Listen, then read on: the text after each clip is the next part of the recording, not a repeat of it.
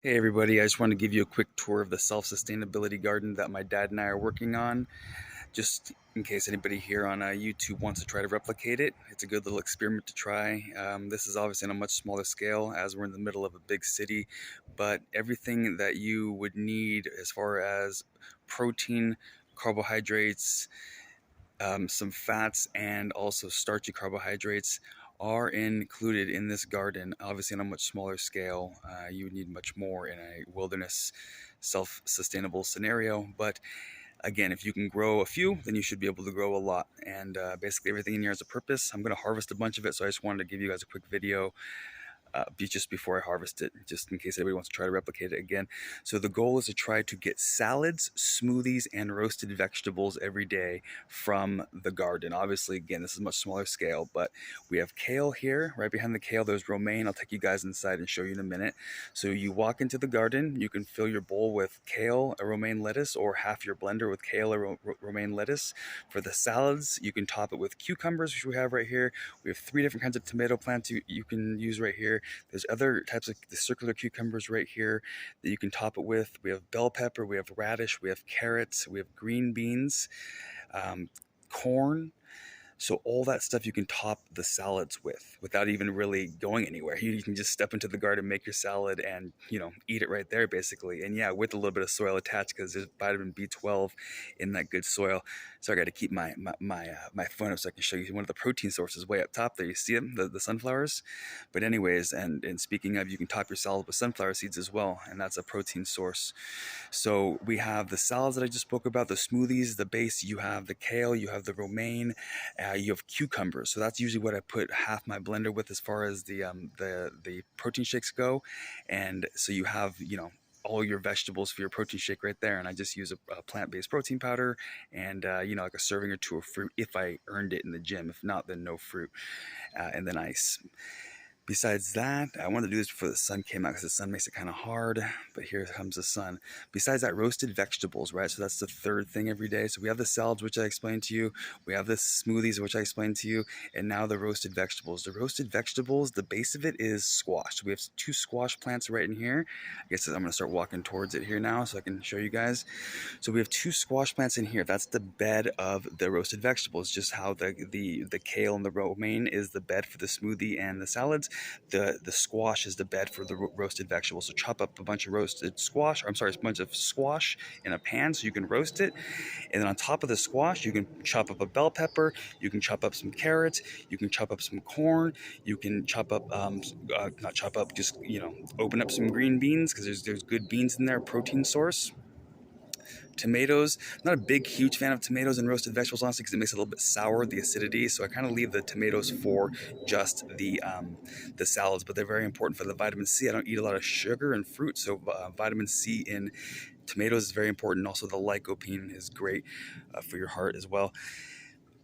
Besides that, the roasted vegetables, yeah, so you got again the squash, you got everything that you can top it with. The self-sustainable part that I wanted to talk about though, before I get too carried away, is so you need protein and you need starchy carbohydrates too, right?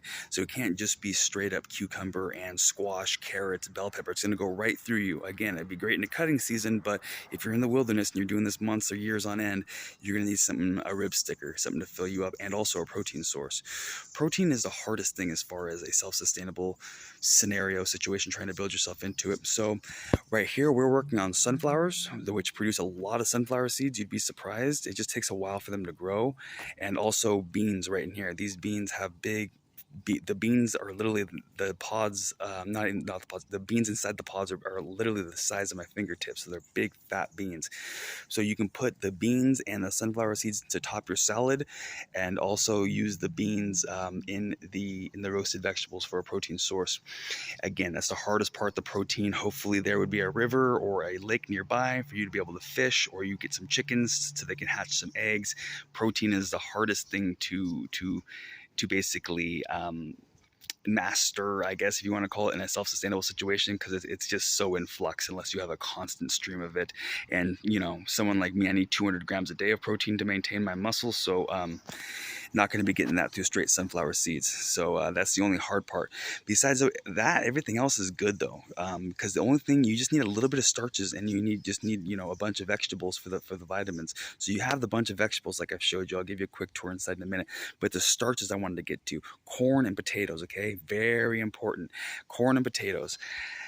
Again, you're going to need a rib sticker.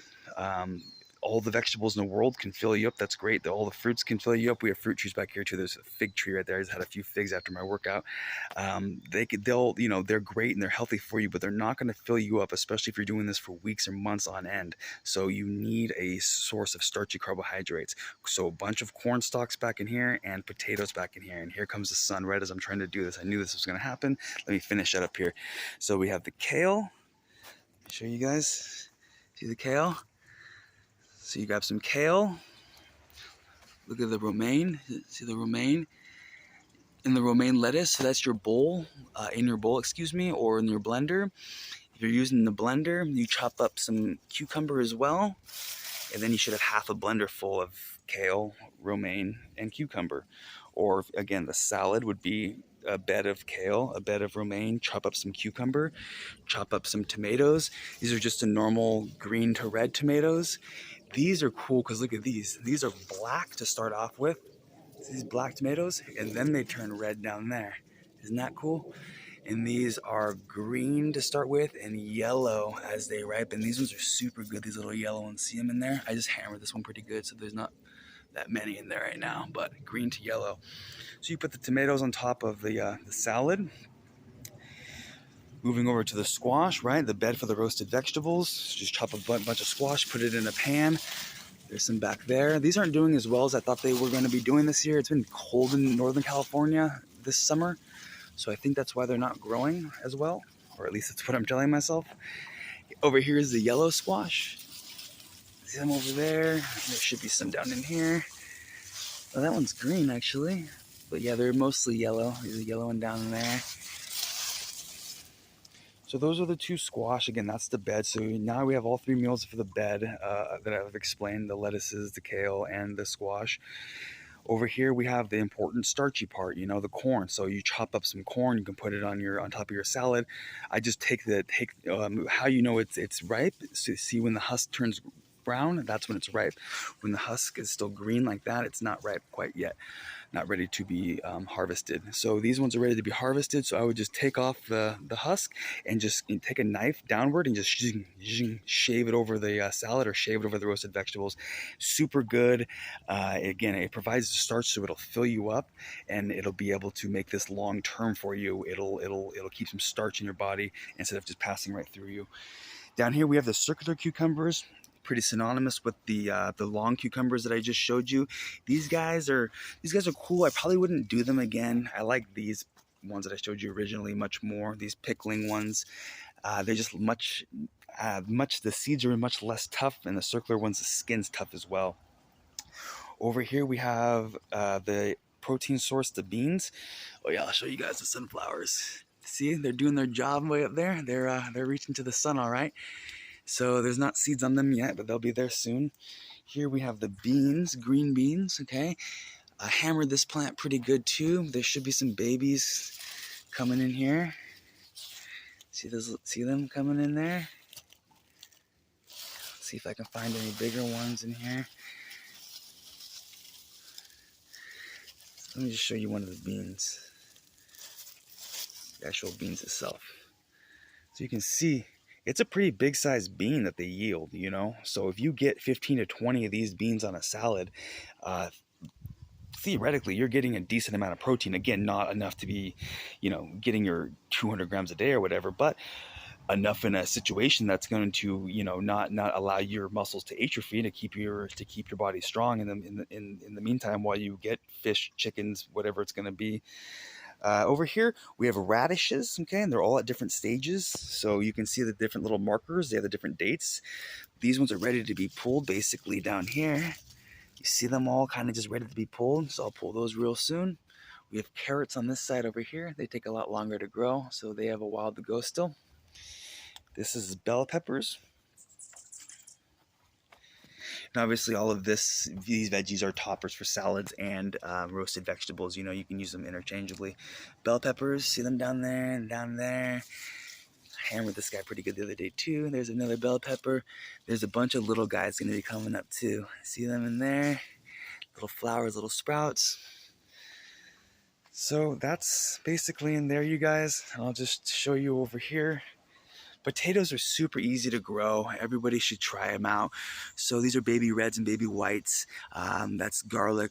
Greg's our family friend. Garlic is really good to flavor everything and very healthy as well. So for potatoes, what you do, any potato you get in the store, try to get it organic though. Wait for it to sprout, so just keep it on a windowsill until it sprouts. And then you're going to put it with the little sprout facing upward. Put about an inch of soil at the bottom. Put the potato with the sprout facing upward. Just fill it with enough soil until it covers it. Then it's going to keep peeking itself through as it grows, and you keep covering it with soil as it peeks itself through the soil until you get all the way to the top. So I'm probably going to do one more round with these guys. You know, I have about another inch. I can probably fill them with soil. This little guy's just popping through. Fill that back up to the top, and it's going to grow all the way nice and tall, and it's going to grow potatoes in different layers throughout those buckets. And again, a potato is a good rip sticker.